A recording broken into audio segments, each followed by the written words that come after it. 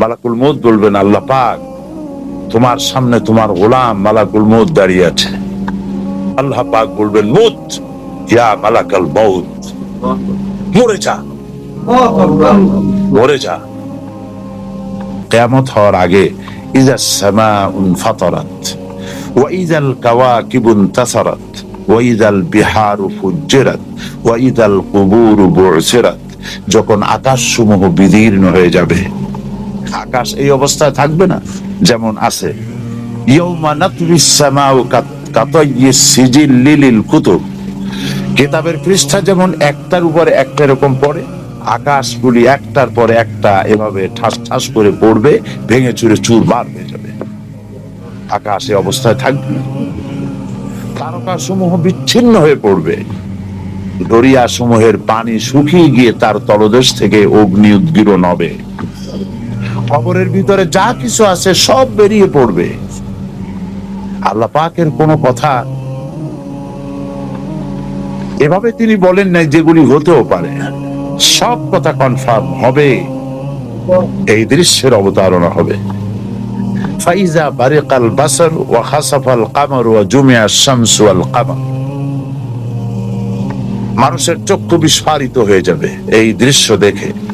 চন্দ্র তার আলো হারিয়ে ফেলবে, সূর্য তার আলো হারিয়ে ফেলবে, চাঁদ আর সূর্য ধাক্কা লেগে তা নিষ্প্রভ হয়ে যাবে। ইয়াকুলুল ইনসানু ইয়াউমাইযিন আইনাল মাফার, মানুষ তখন দৌড়াবে আর বলবে যে ভাগবো কোথায়, যাবো কোথায়, কোথায় পালাবো। এই দৃশ্যগুলি যখন দেখতে থাকবে মানুষ দৌড়াতে থাকবে। আল্লাহ পাক বলেছেন, কাল্লা লা ওয়াজারা ইলা রাব্বিকা ইয়াউমাইযিনিল মুস্তাকার, পালাবার কোন রাস্তা নাই, ভাগবার কোন রাস্তা নাই, তোমার আল্লাহ ছাড়া তোমার ঠিকানা কোথাও নাই। এভাবে করে আকাশ সমূহ ভেঙে চুরে চুরমার হবে, চন্দ্র সূর্য শেষ হয়ে যাবে, কিচ্ছু থাকবে না। কে থাকবেন? আল্লাহ সুবহানাহু ওয়া তাআলা। এই অবস্থায় বহু বছর চলে যাবে, কত বছর যাবে আল্লাহ পাক ভালো জানেন। আল্লাহ পাক তখন পৃথিবীকে ডাকবেন, ইয়া দুনিয়া আইনা আশজারুকি, হে পৃথিবী তোমার গাছগুলি কই। ইয়া দুনিয়া আইনা জিবালুকি, হে পৃথিবী তোমার সেই পাহাড়গুলি কই, তোমার সেই দরিয়াগুলি কই, কোথায় সেই স্বৈরাচারগুলি। আজকের এই রাজত্ব কার? আল্লাহ পাক নিজেই বলবেন, লিল্লাহিল ওয়াহিদুল কাহ্হার, একমাত্র পরাক্রমশালী আল্লাহ রাব্বুল আলামিনের রাজত্ব, সব শেষ করে দিবেন। হযরতে মালাকুল মউতকে আল্লাহ পাক প্রশ্ন করবেন, কে আছে আর বাকি? সব জান কবজ হয়ে যাবে। আল্লাহ পাক জিজ্ঞেস করবেন, ইয়া মালাকুল মউত, কে বাকি আছে? তিনি বলবেন, হযরতে জিবরাইল, ইসরাফিল, মিকাইল এবং আমি। আল্লাহ পাক বলবেন, জিবরাইলের জান কবজ করো।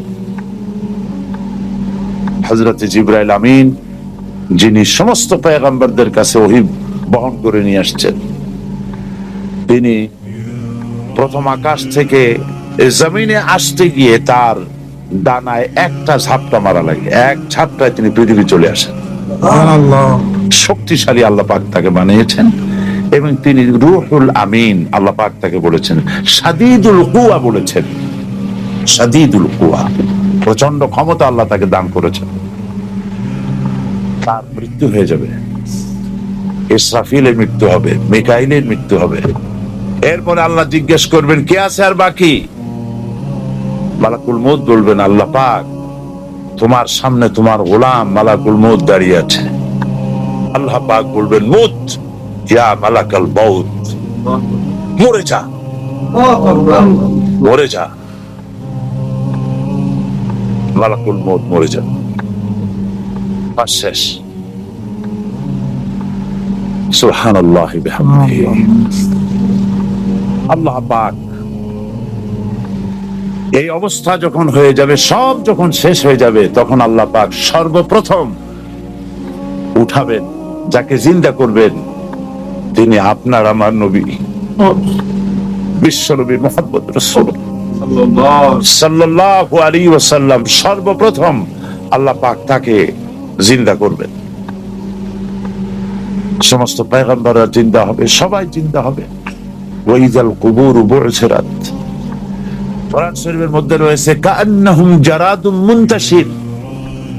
আমাদের দেশে বৈশাখ মাসে যখন বৃষ্টি হবে, মেঘ হয়েছে, তখন আপনারা দেখেছেন গ্রামে মাটি ফুঁড়ে ফুঁড়ে পোকামাকড় উঠতে থাকে। এই দৃশ্য দেখেছেন? কাআন্নাহুম জারাদুম মুনতাশির। ঠিক এইভাবে করে যেভাবে মাটি ফুঁড়ে এগুলি উঠতে থাকে, মাটির ভিতরে যত রূহ ছিল, মাটির ভিতরে যত প্রাণ ছিল, যত মানুষ ছিল, জীব যা কিছু ছিল, সবকিছু মাটি উদ্গীরণ করে দেবে, ভেতরে আর কিছু থাকবে না, সব বেরিয়ে আসবে।